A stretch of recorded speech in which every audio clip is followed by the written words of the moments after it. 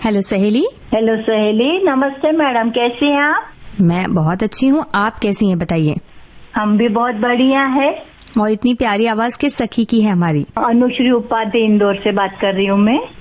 अनुश्री जी, आप ये बताइए कि आप क्या करती हैं? अभी तो मैं होम मेकर हूँ, समझ लीजिएगा। बहू को ट्विंस सोनोग्राफी में आया तो फिर जॉब छोड़ना पड़ा मुझे। तब फर्स्ट प्रायोरिटी फैमिली को देनी जरूरी थी जी। और इसके पहले क्या करती थी जॉब? मैं 22 साल तक जॉब किया। My last work job in university, Vaishnav Vidyapeeth विश्वविद्यालय। मैं 2-3 बातें का जिक्र करना चाहूंगी जी। कि जब से होश संभाला है तब से दीवानगी की हद तक रेडियो सुनने का शौक है। और 22 साल तक जॉब किया तो मैं हमेशा लंच टाइम मेरा फिक्स 1 से 1:30 बजे तक का रखती थी, क्योंकि तब यह राग अनुराग एक क्लासिकल म्यूजिक का प्रोग्राम आता था जी, जिसमें भीमसेन जोशी, कुमार गंधर्व, किशोरी आमोणकर, शिवहरी का इंस्ट्रूमेंटल सब म्यूजिक आता था, भजन गाने वगैरह। और कांता गुप्ता का छाया गीत तो छोड़ना ही नहीं है स्कूल कॉलेज के दिनों में। कमल शर्मा जी का वार्तालाप मुझे बहुत अभी भी प्रभावित करता है कि आदर युक्त और संयमित भाषा रहती थी जी। और लोकेंद्र शर्मा जी को कौन भूल सकता है, बाइस्कोप की बातें। यानी मैं आपको एक्चुअली बताऊं, टिकट निकालकर टॉकिंग में पिक्चर देखने से ज्यादा जानकारी हमको लोकेंद्र शर्मा जी का इतना अच्छा तरीके से पिक्चर का बताते थे कि उसमें ज्यादा आनंद आता था। बिल्कुल, आपकी इस बात से तो मैं भी सहमत हूँ।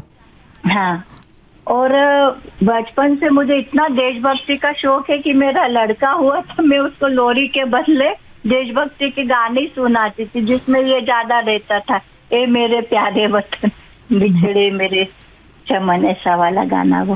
अरे वाह। और अभी भी मुझे बहुत, यानी मैं ऐसा नहीं कहना चाहूंगी इतने चेंजेस आए हैं विविध भारती में, लेकिन सब पॉजिटिव है। आजकल तो सखी सहेली में हर डेली सेगमेंट सब चेंज हो रहे हैं, वाक्य प्रचार, मुहावरे, सुनो कहानी। तो आपको जो बदलाव हो रहे हैं उसमें कौन कौन से बदलाव आपको अच्छे लग रहे हैं? त्रिवेणी। मैं खुद कई बार मैंने ऐसा सोचा कि मैं सजेशन दूंगी कि त्रिवेणी चालू कीजिए। और मैं खुद जब पहले पुराने इसमें भी त्रिवेणी आता था तब शायद कम समय का था, तो मैं सोचती थी कि मैं एक टॉपिक लूंगी तो मैं कौन से 3 गीत बजाऊंगी, मैं क्या क्या बोलूंगी, मैं अपने आप में प्रैक्टिस करती थी। इससे वो चालू हो गया है। सुनो कहानी अच्छा लगता है।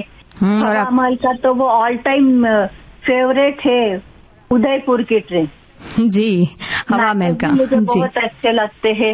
वंदे मातरम फ्राइडे जो आता है आजकल, बहुत बढ़िया। यानी देशभक्ति का हम जब बताएंगे नहीं मैडम तो लोगों को कैसा पता चलेगा। आजकल के वातावरण जो चल रहा है उसमें तो इस बातों की ज्यादा जरूरत है जी। एक जयमाला भी 7-5 पे शाम को आता था सैटरडे, दूसरे दिन वो रिपीट होता था जी, विशेष जयमाला। संगीत भी 3 बजे संडे के दिन आता था जी, तो वो भी अच्छा लगता था। कभी मराठी गाने, पंजाबी, सिंधी, साउथ इंडियन सभी। यानी अपनी मिट्टी से जुड़ाव महसूस करती हूँ मैं विविध भारती से। विविध भारती के अलावा कुछ सोच ही नहीं सकती मैं आपकी बात से ही पता चल रहा है कितना आपको प्यार है विविध भारती से, वो आपकी बातों से झलक रहा है। मुझे नहीं, मतलब मेरे हस्बैंड को भी है। यानी नई नई शादी होती थी तब भी हम टीवी का हमारे यहाँ कोई ज्यादा रोल नहीं, सिर्फ चौकोनी डिब्बा घर में है वही सफिशिएंट है। मुझे इतना शौक ही नहीं है। और I am from Maharashtra, Nagpur की हूँ जी। तो जॉब के टाइम में कैसे आप सुन पाती थी? मतलब सारे कार्यक्रम तो नहीं सुन पाती होंगी जब ऑफिस में होती होंगी? वही मैं बता दूं, मैं राग अनुराग मुझे बहुत पसंद था, सेमी क्लासिकल रहता था, किशोरी आमोणकर, भीमसेन जोशी। तो मैं 1 से 1:30 का ही लंच, लास्ट वाला मेरा जॉब था ना यूनिवर्सिटी का, that was my best and last job. तो वहाँ ना मेरा अच्छा एल शेप का बड़ा वाला केबिन था और मेरा काम परफेक्ट एक्यूरेट था। तो मैं बिल्कुल स्लो वॉल्यूम में रखती थी रेडियो, तो सुन ही लेती थी जैसे तैसे करके। तो ये था। बाकी घर आने के बाद तो चलना ही है ऐसा। तो आप सबको सुनवाती रहती हैं और खुद भी सुनती रहती हैं? हाँ हाँ, भगवान का शुक्रगुजार या टेक्नोलॉजी का कि ये मोबाइल पे चलता है ना, तो बस कभी बच्चे हमारे यहाँ भी ट्वीन से सोते रहते हैं तो अपना मोबाइल लेके जाओ और लो वॉल्यूम पे सुनते जाओ प्रोग्राम। और नाटक बहुत अच्छे लगते हैं हमको, नाटक भी संडे के दिन आते हैं ना, नाट्य तरंग में। हाँ, नाट्य तरंग में जी। वो मुझे एक जूही का फूल And I am too much crazy about radio. I am not only I, my husband is also involved in this. ऐसा वो दोनों का। ये तो बड़ी अच्छी बात है ना, तो वो दिन भर चलता रहता है ऐसा।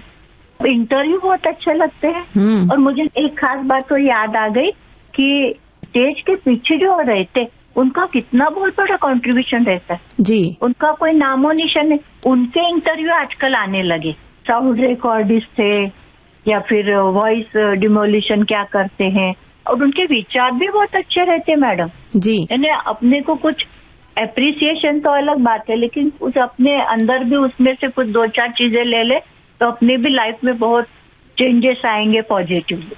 जी बिल्कुल। मैं सोचती हूँ, वो कहते हैं इतनी बड़ी इमारत खड़ी होती है तो नीचे नींव का जो पत्थर होता है वही उसको खड़ा रखता है। जैसे हमारे भी कार्यक्रम होते हैं, इसमें हमारे जो एडिटर हमारे साथ होते हैं और बहुत सारे लोगों का सहयोग होता है।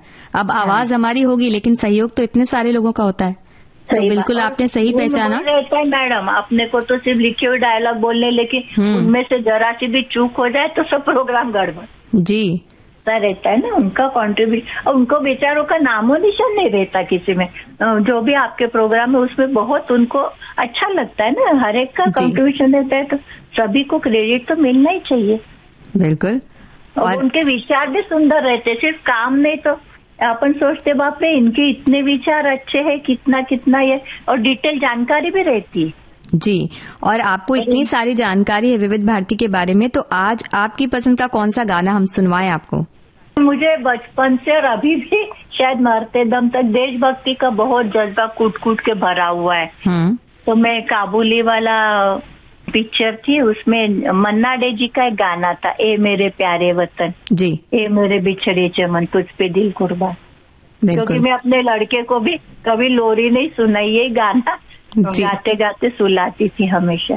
तो अनुश्री जी, आपसे बातें करके मुझे बहुत अच्छा लगा। हमेशा सोचती थी लेकिन हो नहीं पाता था, इस बार वो सपना मेरा सच हो गया। हमें भी आपसे बात करके बहुत अच्छा लगा और आपकी पसंद पर आपको सुनवा रहे हैं ये गीत।